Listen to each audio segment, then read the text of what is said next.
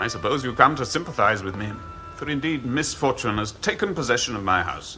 I was just thinking that a number of my old acquaintances have been very unfortunate this year.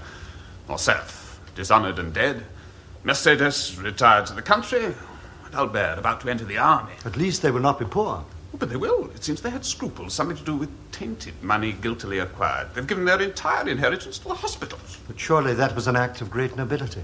Utter folly, I should have thought. Utter folly. Then there's myself, covered with ridicule through the villainy of Cavalcanti, Benedetto. And now... A new calamity? My daughter Eugenie has left us. Good heavens. The truth. You have neither wife nor children. How happy you must be. Do you think so? Poor girl. I doubt if her pride will ever allow her to return to France. At least she will have the sympathy of all her friends. Oh, indeed. I shall be a laughingstock. I can hardly bear to think about it. You're quite wrong, of course. And who would dare to ridicule a man of your affluence? You, the king of finance. You really think so? Oh, I'm positive. So long as your fabulous wealth lasts, just so long, Baron Danglars, you are quite safe from public contempt. You're in the right, Count. As long as I'm able to put my signature to a piece of paper like this, you can call me a happy man. Which reminds me, when you called, I was on the point of signing 5 little bonds. I've already signed 2. Will you allow me to sign the others? Oh, pray do so. Are they Spanish bonds? Oh, no. They're bonds on the Bank of France, payable to the bearer. Have you many pieces of paper of this size, Count? Each worth $1 million? To the governor of the bank, please pay to my order from the funds deposited by me the sum of 1 million livres, Baron Danglars. 1, 2, 3, 4, 5 million. That's the way I conduct business. No, this is really wonderful. Particularly if, as you say, they are payable at sight. Oh, they are indeed. And to have 5 million in 5 little pieces of paper, it really has to be seen to be believed. Well, you shall be convinced. Take my clerk to the bank and you shall see him leave with an order on the treasury for the same sum. Oh, no, certainly not. And the thing is so curious that I'm determined to make the experiment myself. What do you mean? That money, I'm afraid, is already... But, my dear Baron Danglars, I'm credited with you for 6 million. I've only drawn 1. You still owe me 5 million. Do you know you're a mind reader? I called on you this morning expressly to collect them. Excuse me, but not that money. Forgive me, Count. What I mean, I'm indeed no mind reader. I owe that money to the new railroad company. It's a deposit I promised to pay this morning. Oh, you disappoint me, Monsieur le Baron. However, since my need is just as great as that of your railroad company, I will take this, and you will have the added pleasure of signing new bonds for 5 million on the same day. Impossible. Well, then the railroad company shall wait until tomorrow. They can certainly afford it. Here's my receipt. You see, I came prepared. Received of Baron Danglars the sum of 5 million livres, which will be repaid whenever he pleases by the house of Thompson and French in Rome. Well, after all, why not? A favour to you, my dear Count. Your receipt is, after all, money. In any capital in the world. Goodbye, my dear Baron. Good day. Good day, monsieur.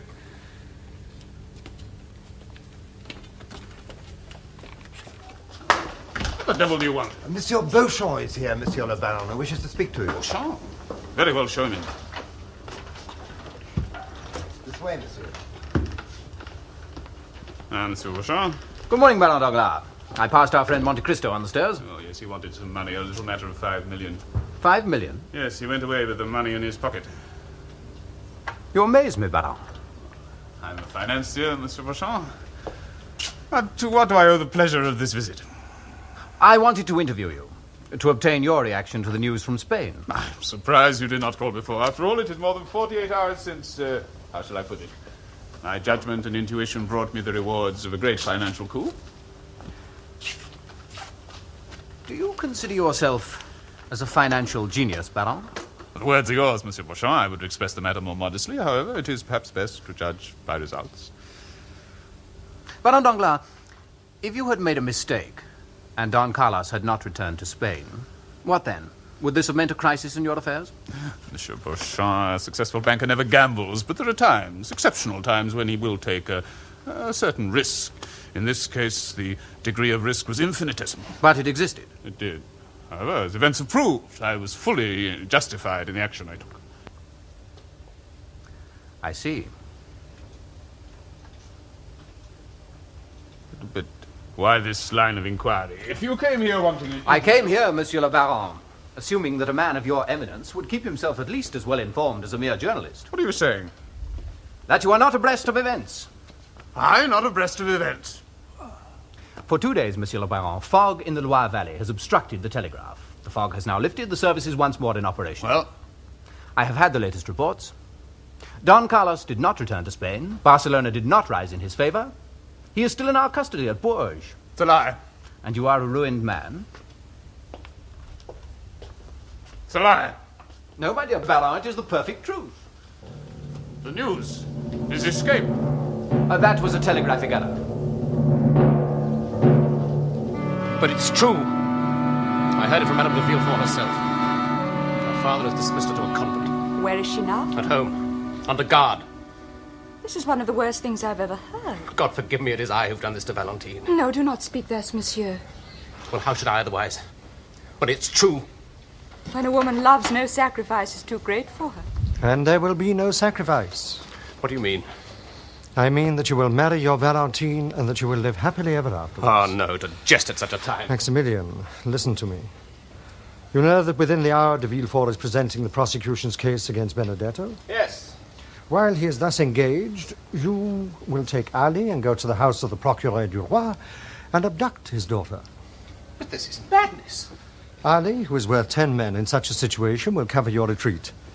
One of my carriages will be waiting to take you to Marseille, where you will meet a man called Penelon, who will be waiting your arrival. Penelon? An old sailor who was once in the service of your father. Yes, I know that, but how do you know?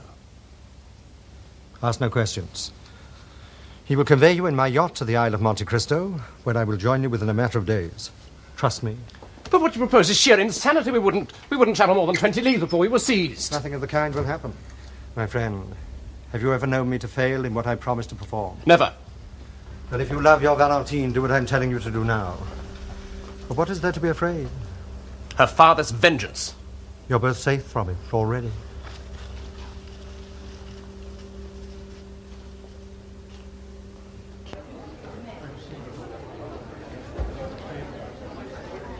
Does that, Monsieur le Procureur du Roi, conclude your indictment against the accused?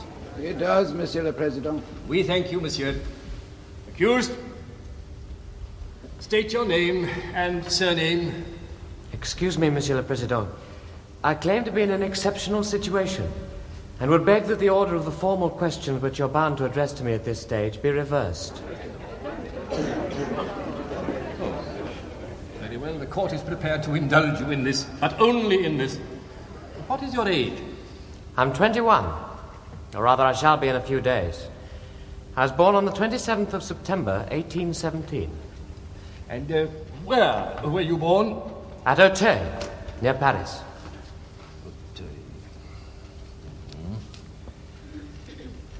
And your profession?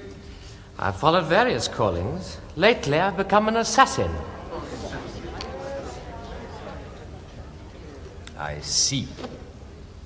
Having confessed your guilt, you are hoping by the final revelation of your name to create an unparalleled situation. How well you read my mind, Monsieur le Président. That's precisely my intention. Well, what is your name? I cannot tell you, since I do not know it. But I know my father's name and can give you that. Well, what is your father's name? My father is the Procureur du Roi. The Procureur du Roi. Silence. Silence. Are you playing with justice, accused? Gentlemen, God forbid I should insult the court. What I've said, I'm ready to prove. But in your examination, you call yourself Benedetto, an orphan, and claim Corsica as your country. I repeat, I'm the son of the Procureur du Roi, Monsieur de Villefort. I was born on the date I've given you at 28 Rue La Fontaine. As soon as the midwife delivered me, my father took me in his arms, telling my mother I was dead, wrapped me in a napkin marked with an H and an N, and took me into the garden, where he buried me alive.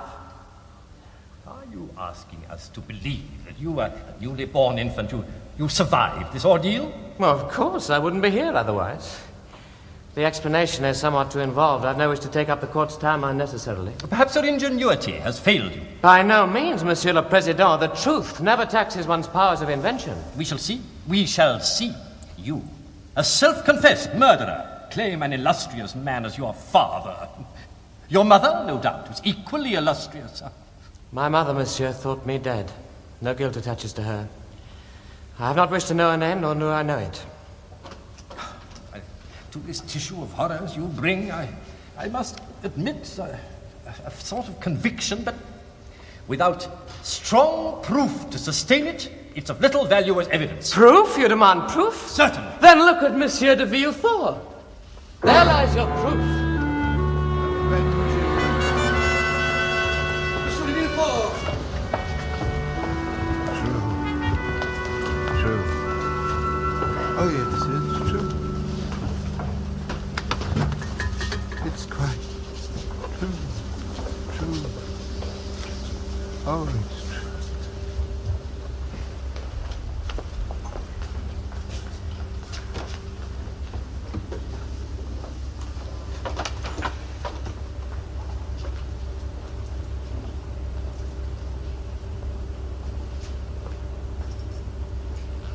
Who are you?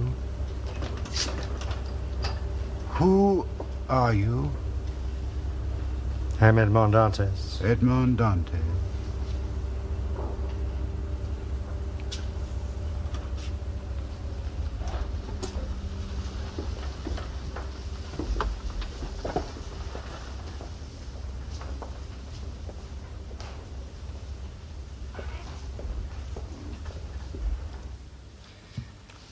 Very well, Baron.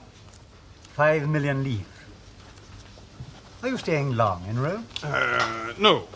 But long enough to see the sights, no doubt. You're mistaken, Monsieur Thompson. I did not come here to see, but to touch. Good day, monsieur. Very good day to you, Baron Danglars.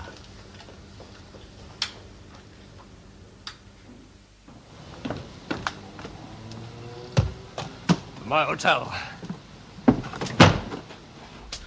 The devil!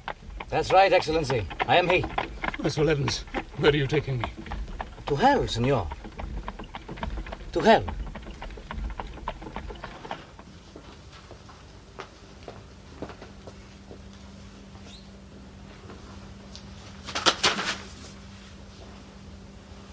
Monsieur, Valentine has gone. Oh, no. I'll find it. I swear I'll find it. It was not my fault. Leave me, woman, leave me! Please let me explain. Don't worry. I'm going to find it. Now. Oh, God! For God's sake, give me peace!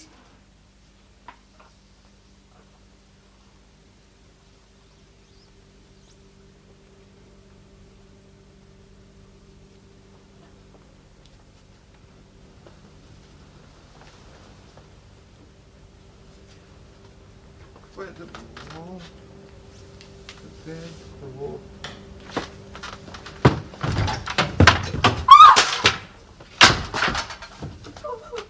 Oh, the door. The door. The wall. The door in the wall. The door to the stairs. To the garden.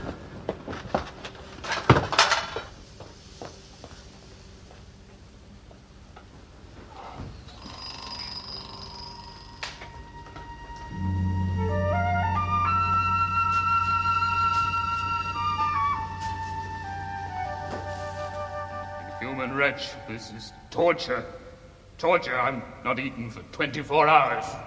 24 hours!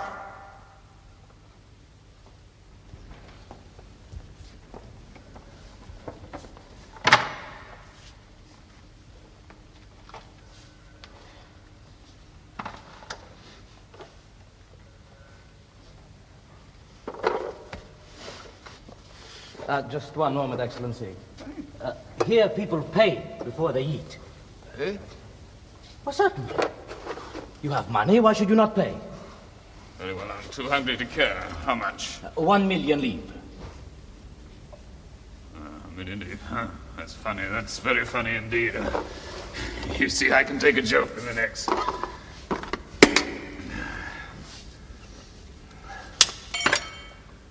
It is no joke, Excellency. You have 5 million livres in your pocket. You can afford to pay what we ask. A rich chicken and a bottle of wine. You've mistaken your man. Brigands. Bandit. Bandit. I'll die of hunger. I'll die of hunger, sir. Very well, Excellency. Die.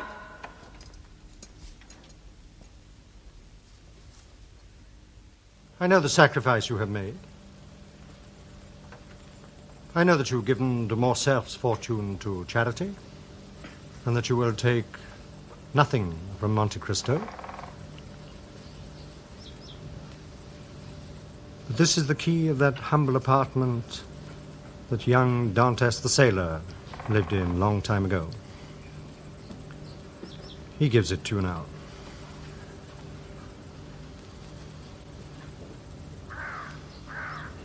This box contains the small treasures that he amassed against his wedding day. They're yours, because they were always yours. It often happens that a first fault destroys the prospects of a whole life. I believed you dead. Why did I survive you?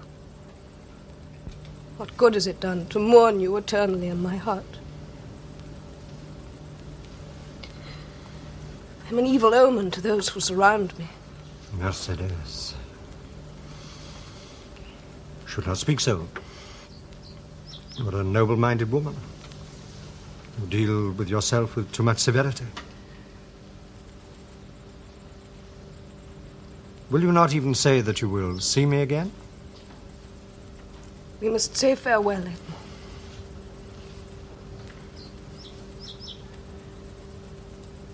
Let us part.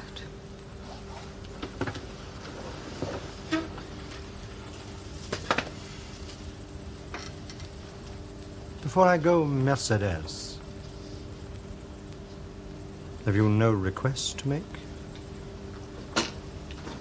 I desire but one thing in the world, Edmond. The happiness of my son.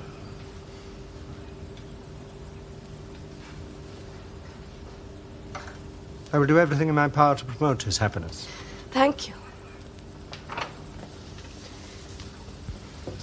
Thank you, Edmond.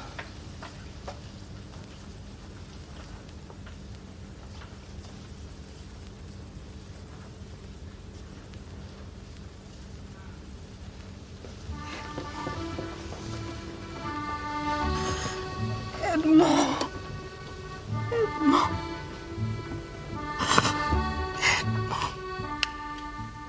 Hey, something wrong with the food? No. Price is wrong.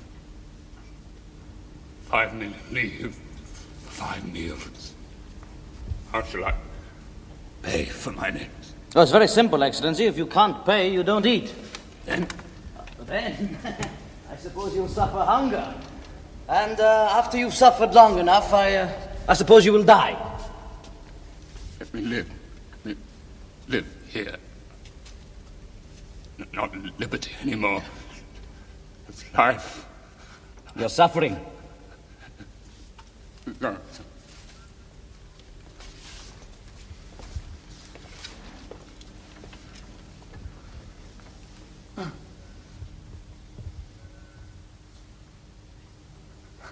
Monte Cristo.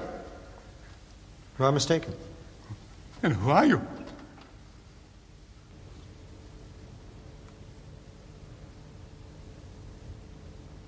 I am the man you sold and dishonored. I am the man whose betrothed you prostituted. I am the man on whom you trampled to raise to fortune. Because of me, de Morcerf has blown out his brains. Because of me, de Villefort has lost his reason. Because of me, you have lost your riches and may never return to your native land. I am Edmond Dantes.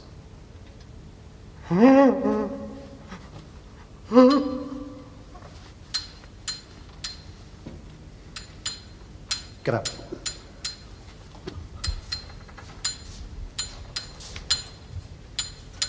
I had condemned you to die of starvation. But you shall live. I have forgiven you because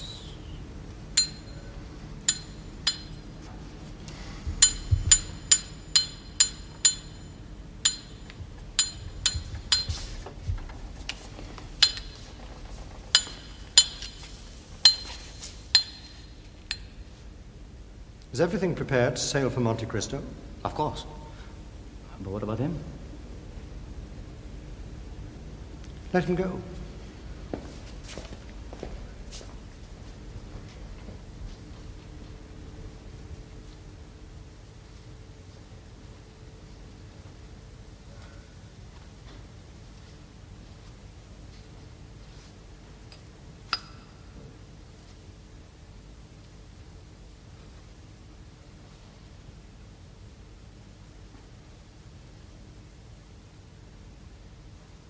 But why? Why did you never tell me that it was you who saved my dear father's life? Because I grew to love you as I loved him. You gave me your friendship. And I valued it the more.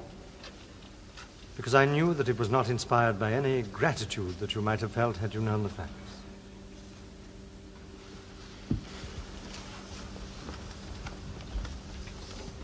My friends, tomorrow we feast. Tomorrow we shall see the married Idée, Valentine. To you I give 1/2 of my fortune as your dowry, Maximilian. To you I entrust the most precious possession a man ever had. Love her and protect her always. For now she will be alone in the world.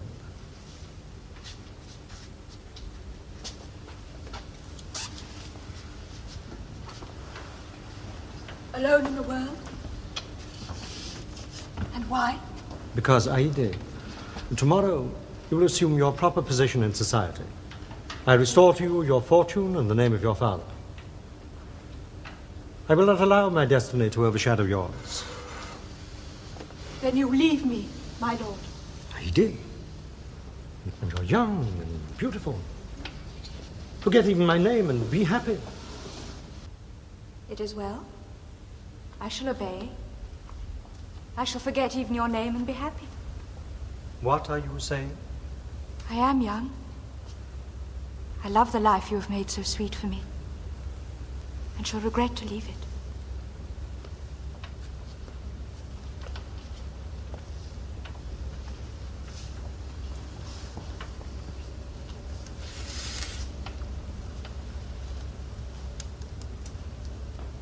Aide, do you mean that if I leave you... I must die, my lord.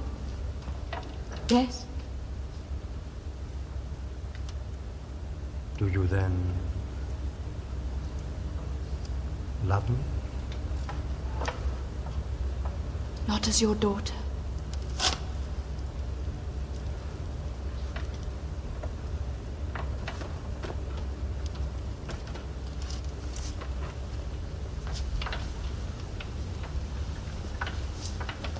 But as a woman, as a mistress, as a wife. In these ways do I love you.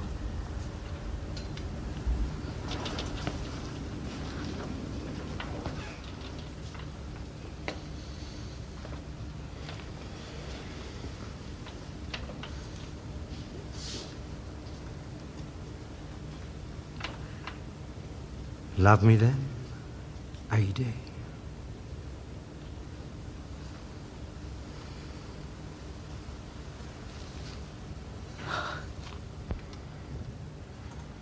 Who knows? Your love might help me to forget those things I wish not to remember.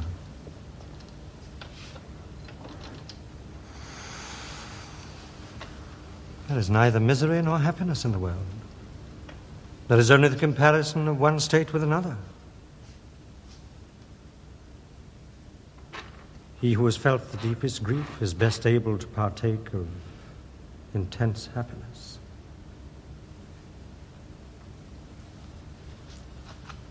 And never forget that all human wisdom is contained in these two words. Wait.